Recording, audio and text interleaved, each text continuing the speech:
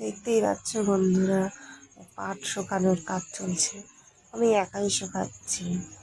এই প্রচণ্ড রোদ্দুরে মেয়েকে নিয়ে আসিনি, নিচে থেকে এসেছি কিছু নিয়ে, খেলনা টেলনা।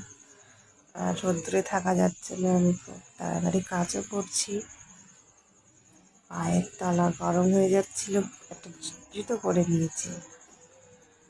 আর পাট তো এত তাড়াতাড়ি শুকাচ্ছে যে রোদে থাকা যাচ্ছে না বলে অল্প অল্প করে দিচ্ছি আর অল্প অল্প করে তুলে দিচ্ছি।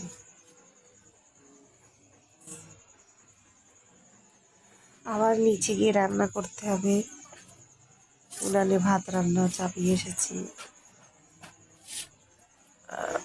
এই রোদ থেকে নিচে নেমে মনে হয় একটু হাওয়ায় গেলে বাঁচা যায়, কিন্তু উপায় নেই। সেই রোদ থেকে আবার আগুনের ওপর যেতে হবে। তো বন্ধুরা, সবাই ভালো থাকবেন। Tata tata. খুব রোদ।